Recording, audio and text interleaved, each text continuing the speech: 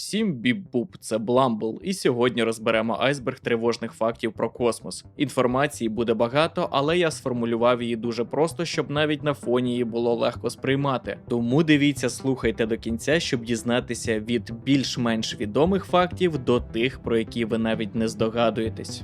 Людина не вибухне в космосі без скафандру. Попри всі попкультурні теорії і здогадки, якщо людина опиниться у відкритому космосі без скафандра, вона не вибухне. Це поширений міф. Тиск зникне миттєво, але тіло залишиться цілим. Основна проблема – нестача кисню. Людина втратить свідомість приблизно за 10-15 секунд. Серце ще якийсь час буде битися. Мозок просто не отримує кисень. За кілька десятків секунд починається незворотнє ушкодження. Якщо дуже швидко повернути людину у середовище з тиском і киснем, шанс на виживання теоретично є, але без негайної допомоги вижити в космосі неможливо. Місяцетруси. На місяці є так звані місяцетруси. Це коливання поверхні, схожі на землетруси. Їх зафіксували під час місії Аполло, коли астронавти залишили там сейсмометри. Місяцетруси бувають слабшими за земні, але вони тривають значно довше. На Землі більшість землетрусів закінчується за секунди або хвилини. Наша планета всередині шарувата і волога, вона добре гасить коливання. Місяць інший. Він сухий і твердий майже по всій товщині. Через це хвилі не затухають. Деякі місяцетруси тягнуться до години. Поверхня може довго тремтіти після одного поштовху. Частину таких коливань викликають припливні сили Землі. Інші з'являються через різке охолодження поверхні вночі. Для майбутніх місячних баз це серйозний фактор. Будівлі там мають витримувати не сильні, але дуже довгі коливання. На Венері день довший за рік. Один день на Венері довший, ніж один рік на Венері. Все тому, що планета робить оберт навколо Сонця приблизно за 225 земних днів, а оберт навколо власної осі триває приблизно 243 земних дні. Тобто Венера встигає облетіти Сонце раніше, ніж повернеться навколо себе. Це унікальна ситуація для сонячної системи. На всіх інших планетах повний оберт навколо осі відбувається швидше, ніж оберт навколо Сонця. Крім цього, Венера обертається у зворотному напрямку. Сонце там сходить з іншого боку неба, ніж на Землі. У космосі є гігантська хмара спирту. Один із найвідоміших прикладів – молекулярна хмара в сузір'ї Орла, відкрита у 1995 році. Вчені зафіксували там молекули етилового спирту, того самого, що входить до складу алкоголю. Це не рідина і не хмара пари, а розріджений газ, розтягнутий на величезну відстань. За підрахунками астрономів, об'єму цього спирту вистачило б на трильйони літрів. Звісно, зібрати його неможливо, але сам факт показує, що складні хімічні сполуки можуть масово утворюватися прямо в космосі. Це означає, що між зірками формується набагато складніша хімія, ніж вважали раніше. Дощ із діамантів. На Урані та Нептуні може йти дощ із діамантів. Це не спостереження наживо, а результат лабораторних експериментів і комп'ютерних моделей. Вчені відтворили умови, схожі на ті, що всередині крижаних гігантів. На глибинах, де це може відбуватися, тиск сягає сотень гігапаскалів, а температура становить приблизно від 1500 до 3000 градусів. За таких умов вуглеводні руйнуються, а вуглець стискається і переходить у твердий стан. Спочатку утворюються дрібні частинки, схожі на сажу. Потім вони злипаються і формують кристали. За розрахунками, ці кристали падають у глиб планет як дощ. Саме тому говорять про діамантовий дощ. Космічну станцію видно з Землі неозброєним оком. Міжнародну космічну станцію можна побачити з Землі неозброєним оком. Вона літає на низькій орбіті на висоті близько кількох сотень кілометрів. Станція рухається дуже швидко і робить повний оберт навколо Землі приблизно за 1,5 години. З поверхні вона виглядає як яскрава біла точка, яка швидко рухається по небу. Вона не блимає, як літаки, і не стоїть на місці, як зірки. Яскравість станції пояснюється тим, що її великі сонячні панелі відбивають світло сонця. У певні дні МКС видно навіть у містах, якщо небо чисте. Це один з небагатьох об'єктів, створених людиною, які можна побачити на нічному небі без жодної техніки. У космосі не існує часу.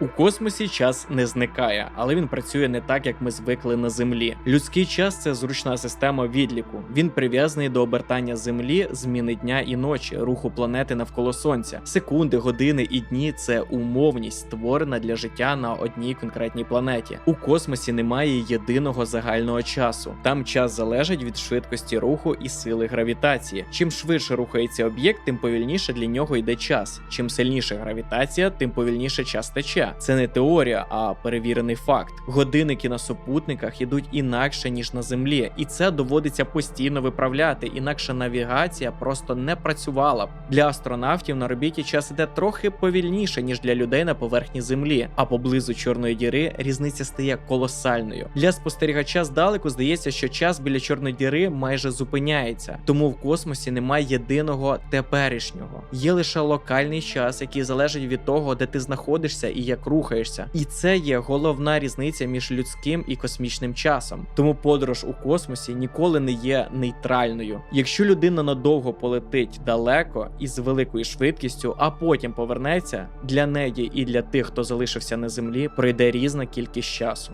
16 сходів і заходів Сонця за одну добу.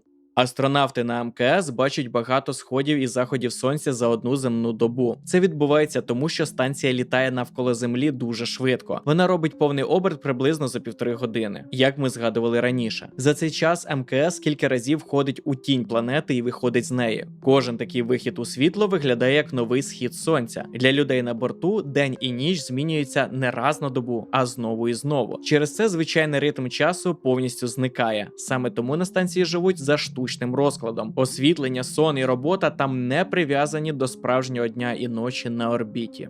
Чайна ложка вагою в мільярди тонн. Нейтронна зірка має надзвичайну щільність. Вона утворюється після вибуху масивної зірки, коли її ядро стискається майже повністю. У такому стані атоми більше не існують у звичному вигляді. Електрони і протони зливаються і залишається майже суцільна маса з нейтронів. Через це речовина стає неймовірно щільною. Об'єм, який на Землі займала б чайна ложка, у нейтронній зірці мав би масу в мільярди тонн. Така щільність означає, що навіть невеликий уламок цієї матерії мав би колосальну вагу. Це один з найекстремальніших станів речовини, відомих науці. Блукаючі планети. У всесвіті існують блукаючі планети. Це планети, які не обертаються навколо жодної зірки. Вони вільно рухаються космосом самі по собі. Вчені виявляють їх за непрямими ознаками, коли вони на мить перекривають світло далеких зірок. Такі планети могли колись бути частиною зоряних систем. Після гравітаційних зіткнень їх викинуло назовні. За сучасними оцінками, таких об'єктів може бути дуже багато. У деяких галактиках їхня кількість може бути співмірною з кількістю зірок. Це означає, що значна частина планет у всесвіті існує у повній темряві без жодної зірки. Чорні діри не всмоктують усе. Чорні діри не поводяться як космічні пилососи. Вони не всмоктують усе навколо без розбору. Якщо Сонце раптово замінити чорною дірою тієї ж маси, орбіта Землі майже не зміниться. Гравітація на відстані працює так само, як у будь-якого іншого масивного об'єкта. Небезпека з'являється лише тоді, коли щось підлітає дуже близько. Лише біля самої межі чорної діри об'єкти уже не можуть втекти. Саме через це більшість зірок і планет спокійно існують поряд з чорними дірами в центрах галактик.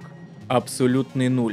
У космосі є області холодніші за будь-яке природне місце поблизу Землі. Один з таких об'єктів – туманність Бумеранг. Її температура нижча, ніж температура космічного фону. Це означає, що вона холодніша за сам всесвіт навколо. Такий холод виник через дуже швидке розширення газу. Коли газ різко розширюється, він охолоджується. В цій туманності зірка в центрі викинула оболонку з величезною швидкістю. Через це газ охолов майже до абсолютного нуля. Абсолютний нуль – це мінус 273,15 градуса Цельсія. Це найнижча можлива температура в природі. Нижче опуститися вже неможливо, тому що це межа температури, за якою тепловий рух частинок майже повністю зупиняється. Це рідкісний випадок, коли окремий об'єкт холодніший за простір навколо нього. Найстаріше світло. Є галактики, світло від яких летіло до нас понад 13 мільярдів років. Це означає, що ми бачимо їх такими, якими вони були, коли Всесвіту було менше мільярда років. Деякі з них сформувалися вже через кількасот мільйон років після Великого Вибуху. Поки їхнє світло летіло до нас, сам Всесвіт розширювався. Через це сьогодні ці галактики знаходяться набагато далі, ніж дається за часом польоту світла. Світло від них сильно розтягнулося і перейшло в інфрачервону область. Саме тому їх змогли побачити лише космічні телескопи, які працюють в інфрачервоному діапазоні, зокрема Джеймс Веб. Без таких телескопів ці об'єкти були повністю невидимими. Спостерігаючи ці галактики, вчені вивчають період, коли з'являлися перші зірки і формувалась структура Всесвіту. Марс колись мав воду. Марс у минулому мав річки, озера і, ймовірно, океани. Це підтверджують знімки поверхні, зроблені орбітальними апаратами і марсоходами. На планеті видно русла річок, дельти і сліди берегових ліній. Деякі з цих структур мають ширину в десятки кілометрів. Вік цих форм понад 3 мільярди років. Це означає, що колись на Марсі довгий час існувала рідка вода. Для цього атмосфера мала бути щільнішою, а клімат теплішим. Згодом Марс втратив більшу частину атмосфери. Вода або випарувалась, або пішла під поверхню, або замерзла. Сьогодні більша частина води на Марсі зберігається у вигляді льоду. На Титані є моря з метану. На супутнику Сатурна Титані є ріки й моря, але вони складаються не з води. Там тече рідкий метан і етан. Це підтверджено даними апарата Кассіні і спускового модуля Huygens. На поверхні видно цілі системи річок, дельти і великі моря. Найбільші з них мають розміри співставні з Каспійським морем. Температура на Титані настільки низька, що вода там тверда як камінь, а метан поводиться так, як вода на землі. Він випаровується, утворює хмари, випадає дощем і знову збирається в ріках і морях. Це єдине відоме місце в сонячній системі, окрім Землі, де існує повноцінний цикл рідини на поверхні планети чи супутника. У космосі знайдені молекули, з яких складається ДНК. Йдеться не про готову ДНК, а про її будівельні блоки. У міжзоряних хмарах і метеоритах виявили нуклеобази та інші органічні сполуки. Це ті самі речовини, з яких на Землі складається генетичний код. Деякі з них знаходили в метеоритах, що впали на Землю, інші безпосередньо у міжзоряному просторі за допомогою радіотелескопів. Це означає, що складна органічна хімія може виникати без участі життя. Вона формується ще до появи планет.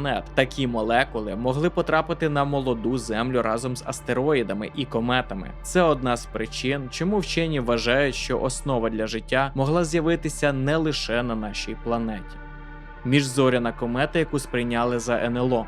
У 2025 році астрономи підтвердили міжзоряний об'єкт 3I Atlas. Це комета, яка прилетіла до сонячної системи з іншої зоряної системи. Вона рухалась по гіперболічній траєкторії, тобто не пов'язаний із сонцем гравітаційно, і просто пролітає крізь нашу систему. Її швидкість була занадто великою для об'єктів, що народилися всередині нашої системи. Саме це стало головним доказом міжзоряного походження. Через незвичну траєкторію і швидкий рух багато медіа почали називати об'єкт таємничим і навіть порівнювали його з НЛО. Але подальші спостереження показали характерні ознаки комети. Навколо ядра з'явилася кома, а згодом і слабкий хвіст. Це означає, що об'єкт складається з льоду і пилу, як звичайні комети. 3I Atlas став лише третім підтвердженим міжзоряним об'єктом, який ми коли-небудь спостерігали. До нього були 1I Оumuamua і 2I Борісов. Такі тіла дають унікальну можливість напряму вивчати матерію з інших зоряних систем. Фактично, це фрагменти чужих світів, які випадково залетіли до нас.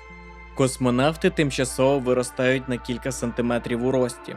Так, це не жарт. Після повернення з орбіти астронавти тимчасово стають вищими. Це відбувається через невагомість. На Землі хребет постійно стискається під дією сили тяжіння. У космосі цього тиску немає. Міжхребцеві диски розправляються і відстань між хребцями збільшується. За час польоту зріст може збільшитись на кілька сантиметрів. Після повернення на Землю все поступово повертається назад. Під дією гравітації хребет знову стискається. Зазвичай за кілька днів або тижнів зріст стає таким, як був до польоту. Це одна з причин, чому після місії астронавтам потрібен час на адаптацію. Найбільша відома структура у Всесвіті. У всесвіті є структури настільки великі, що їх важко уявити. Це не одна галактика, а цілі ланцюги з багатьох тисяч галактик. Вони зібрані разом гравітацією і тягнуться на колосальні відстані. Через це всесвіт на великих масштабах нагадує павутину. Галактики утворюють ніби нитки і вузли, а між ними знаходяться величезні порожні області. Ці порожні зони називають воїдами. У воїдах майже немає галактик і зірок. Таких пустих місць у всесвіті дуже багато. За сучасними оцінками, космічні воїди займають приблизно 80-90% об'єму всесвіту. При цьому вся видима матерія, галактики, зорі, газ зосереджені в решті 10-20% у цих самих нитках і вузлах космічної павутини. Метал може зварюватись сам по собі. У відкритому космосі метал може зварюватись сам по собі. Це явище називають холодним зварюванням. Воно відбувається у вакуумі, де немає повітря і оксидної плівки. На Землі поверхня металу майже завжди покрита тонким шаром оксидів. Він не дає атомам щепитися. У космосі цього шару немає. Якщо дві чисті металеві поверхні доторкнуться одна до одної, їхні атоми можуть з'єднатись напряму. Під час перших космічних програм інженери зіткнулися з цим під час вакуумних випробувань. Рухомі металеві деталі просто злипались і переставали працювати. Через це НАСА почали спеціально покривати деталі золотом, тефлоном або іншими матеріалами, щоб метал не доторкався металу напряму. Сьогодні це стандартна практика у космічній техніці. Земля щодня отримує тони космічного пилу. Йдеться не про великі метеорити, а про мікроскопічні частинки. Це уламки астероїдів, комети міжпланетної матерії. Більшість з них менші за піщинку. Вони постійно падають на Землю з усіх боків. За оцінками вчених, за добу на планету осідає від кількох десятків до понад сотні тонн такого пилу. Ми цього не помічаємо, бо частинки згорають в атмосфері або повільно осідають на поверхню. Частини цього пилу знаходять у льодах Антарктики і на дні океанів. Це означає, що Земля ніколи не була і не є повністю ізольованою. Вона постійно отримує матерію з космосу. Саме так у далекому минулому на планету могли потрапляти вода і органічні сполуки. Навіть сьогодні космос продовжує фізично взаємодіяти з Землею, хоча ми цього майже не помічаємо. Ну і да, на людей це ніяк не впливає, тут більш наукове значення мається на увазі, аніж практичне. Чорні діри можуть випаровуватись. Чорні діри можуть повільно випаровуватись. Це не процес, який можна побачити напряму. Його описує квантова фізика. Згідно з цією теорією, чорна діра поступово втрачає масу і енергію. Цей процес називають випромінюванням Гокінга. Для великих чорних дір це відбувається надзвичайно повільно. Їхнє випаровування триває значно довше, ніж існує сам Всесвіт. Але з часом навіть вони мають зникнути повністю. Це означає, що чорні діри не є вічними об'єктами. Навіть наймасивніші з них мають кінець. Просто він знаходиться за межами будь-яких людських масштабів часу. Планети гарячіші за зірки. Є планети, де температура поверхні вища, ніж у деяких зірок. Йдеться про ультрагарячі екзопланети, які обертаються дуже близько до своїх зірок. Один з відомих прикладів – ВАСП-76b. На денному боці цієї планети температура сягає понад 2000 градусів. За таких умов там випаровується залізо. Дослідження показують, що залізна пара піднімається в атмосферу, а на нічному боці може випадати назад у вигляді дощу. Інший приклад – Кельт-9b. Це одна з найгарячіших відомих планет. Її температура вища, ніж у деяких зірок, зокрема червоних карликів. На таких планетах руйнуються молекули, а атмосфера складається з окремих атомів. Космос має фоновий шум. Космос має власний фоновий шум. Це слабке випромінювання, яке проходить до нас усіх боків одночасно. Його називають космічним мікрохвильовим фоном. Це пряме відлуння великого вибуху. Воно з'явилось тоді, коли Всесвіт охолов настільки, що світло змогло вільно поширюватись в просторі. Сьогодні цей сигнал дуже слабкий і холодний. Його температура становить приблизно мінус 270 градусів, але він всюди. Куди б не подивився телескоп, цей фон присутній. Саме завдяки йому вчені змогли точно виміряти вік Всесвіту і зрозуміти, як він розширювався на ранніх етапах. Кожен атом у твоєму тілі колись був частиною зірки, яка вибухнула. Після Великого вибуху у Всесвіті майже не існувало нічого, крім водню і гелію. Усі важчі елементи з'явилися пізніше. Вони утворювались всередині зірок упродовж мільйонів і мільярдів років. Коли зірки вичерпували паливо, частина з них вибухала. Під час цих вибухів елементи розліталися в космос. З цього зіркового пилу формувались нові зорі і планетні системи. Сонячна система виникла саме з такої суміші. Кисень, яким ми дихаємо, кальцій у кістках, залізо в крові – усе це колись народилось всередині зірок. Людське тіло складається з речовини, яка пройшла через кілька поколінь зіркових вибухів. Це означає, що життя на Землі буквально зібране з уламків давніх зірок. Зараз хочу на секундочку перерватись і попросити вас підписатись на канал і поставити лайк, якщо ви вже додивились до цієї хвилини. На цьому каналі це перше відео і дуже важлива ваша підтримка. Біп-буп, дякую. Ми бачимо не всі галактики у Всесвіті. Багато з них настільки тьмяні, малі або далекі, що сучасні телескопи просто не здатні їх зафіксувати. Але у 2019 році телескопи зафіксували різкий спалах активності, а у 2024 до цього додалося потужне рентгенівське випромінювання. Чорна діра почала поглинати матерію з навколишнього простору, газ і пил розігрілися і засвітилися надзвичайно яскраво. Яскравість цього процесу була настільки великою, що світіння перевищило світло всієї галактики навколо. Для зовнішнього спостерігача центр галактики буквально загорівся. Найдивніше те, що це сталося без попередніх ознак. Чорна діра ніби прокинулась після довгого сну. Цей випадок показав, що чорні діри можуть переходити з тихого стану в активний дуже раптово. І галактика, яка десятиліттями виглядала спокійно, може в один момент перетворитися на надяскраве джерело енергії. Це змусило астрономів уважніше придивлятись до інших сплячих чорних дір. Реальне фото чорної діри.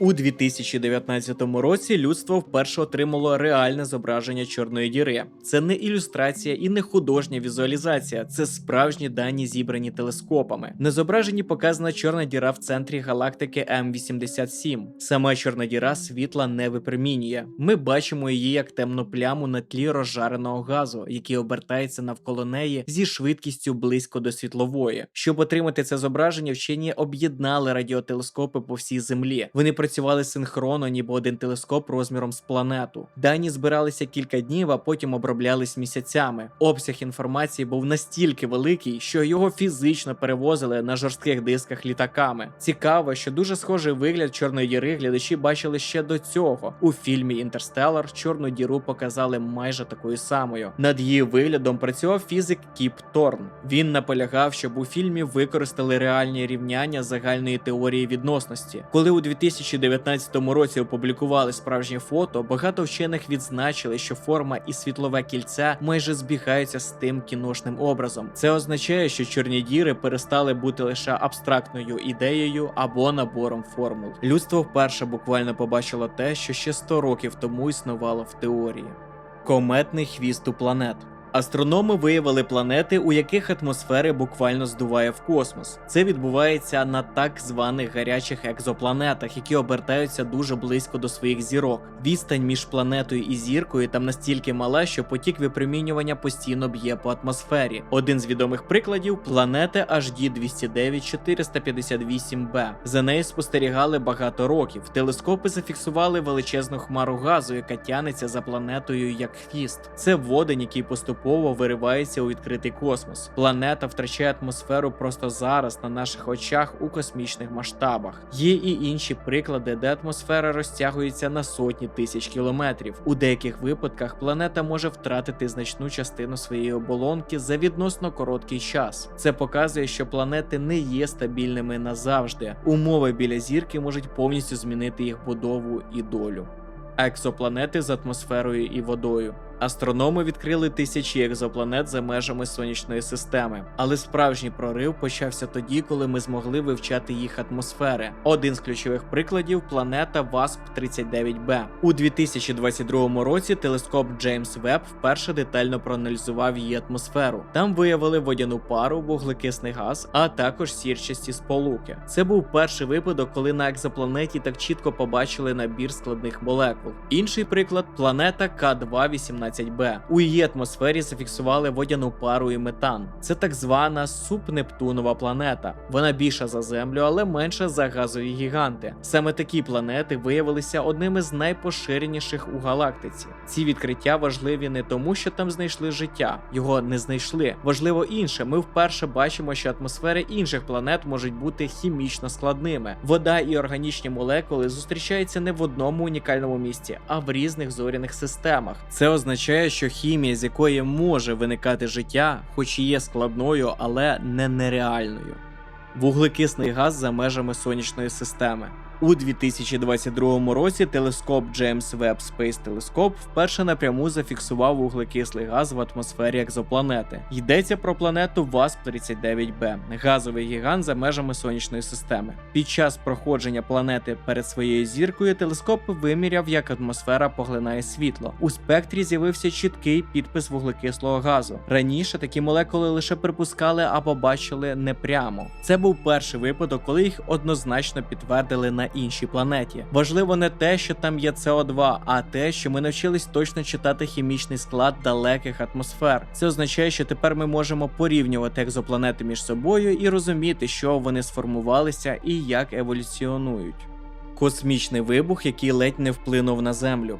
У 2023 році астрономи зафіксували один з найпотужніших космічних вибухів за всю історію спостережень. Це був гамма-спалах, який отримав позначення GRB 221009A. Він стався за мільярди світлових років від Землі, але був настільки яскравим, що його зафіксували телескопи по всій планеті і в космосі. Потік енергії від цього вибуху дійшов до Землі і вплинув на верхні шари атмосфери, хоча відбувся за мільярди світлових років. Це зафіксували прилади. Люди цього не відчули і нічого небезпечного не сталося, хіба що трішки вплинув на радіозв'язок. Тобто подія за межами нашої галактики фізично зачепила Землю. Це перший відомий випадок, коли вплив настільки далекого вибуху вдалося чітко виміряти. Цей спалах був у десятки разів яскравіший за типові гамма-спалахи. Його назвали Боат. Найяскравіший за весь час спостережень. Він показав, що події у глибинному космосі можуть мати вимірюваний ефект навіть на такій відстані. Це ще раз підтвердило, наскільки енергійним і активним може бути Всесвіт.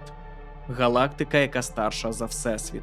Астрономи знайшли галактики, які виглядають надто великими і сформованими для дуже раннього всесвіту. Їх побачив, звісно, той самий телескоп Джеймс Веб. Так, у цьому відео дуже багато згадок про нього. Ці галактики існували вже тоді, коли всесвіту було лише кількасот мільйонів років, але за старими уявленнями в цей час галактики мали бути маленькими, тьмяними і тільки починати формуватись. Натомість астрономи побачили об'єкти з великою кількістю зірок і значною масою. Складається враження, що вони встигли розвинутись надто швидко. Це стало несподіванкою навіть для самих дослідників. У наукових статтях прямо писали, що такі галактики не вписуються у звичні моделі раннього всесвіту. Через це з'являлися складні питання. Чи могли перші галактики формуватись набагато швидше, ніж ми думали? Чи ми неправильно оцінюємо їхню масу і вік? Або ж деякі деталі про ранні етапи всесвіту нам досі невідомі. Це не означає, що вік всесвіту скасували, але це означає, що початок його історії може бути значно складнішим, ніж здавалося раніше. Хмари з піску. Дані Джеймс Веб показали, що деякі екзопланети мають хмару з піску або скла. Йдеться про дуже гарячі планети, де температура настільки висока, що каміння не є твердим. Воно випаровується і піднімається в атмосферу у вигляді дрібних частинок. Там ці частинки утворюють справжні хмари. Один з відомих прикладів – планети типу HD 189733b. Спостереження показали, що в їхніх атмосферах присутні частинки силікатів. Це ті самі матеріали, з яких складається пісок і скло. Під дією сильних вітрів ці частинки рухаються по планеті. Коли вони стають важчими, вони випадають назад на поверхню. Фактично, там іде дощ не з води, а з розпеченого піску або скла. Ще один показовий приклад – екзопланета WASP-121b. Спостереження показали, що на ній настільки спекотно, що випароване каміння піднімається високо в атмосферу. Частина цих частинок переноситься на нічний бік планети, де температура нижча. Там вони можуть конденсуватися і випадати вниз. Тобто на цій планеті можливий цикл, де каміння випаровується, переноситься вітрами і знову падає на поверхню, майже як водяний цикл на Землі, але з мінералів. Це відкриття показало, що погода на інших планетах може бути радикально іншою, ніж на Землі. Те, що для нас є твердим і стабільним, в інших світах може поводитись як рідина або газ. Це ще раз підкреслює, наскільки дивними можуть бути умови за межами сонячної системи. У всесвіті знайдені гігантські резервуари води, які за обсягом перевищують усі океани Землі разом. Один з найвідоміших прикладів – хмара водяної пари навколо далекого квазара. Цей об'єкт знаходиться за понад 12 мільярдів світлових років від нас. Кількість води там у десятки тисяч більша, ніж у всіх земних океанах. Ця вода не зібрана в морях чи ріках. Вона існує у вигляді водяної пари, розсіяної у величезному просторі навколо надмасивної чорної діри. Джерелом енергії там є квазар – яскраве ядро галактики, яке нагріває газ до високих температур. Саме завдяки цьому вода не замерзає і не осідає. Це відкриття показало, що вода у всесвіті може існувати в колосальних кількостях і з'являтися дуже рано в історії космосу. Вона не є унікальною для Землі. Навіть у молодому всесвіті вода вже була поширеним компонентом міжгалактичного середовища. Ось такі у нас вийшли сьогодні факти про космос. Обов'язково прошу вас написати коментар, чи подобається вам такий контент, чи робити ще частину про космос, або ж краще одразу про моторошні таємниці океану. І не забудьте підписатись. До нової біп-буп зустрічі!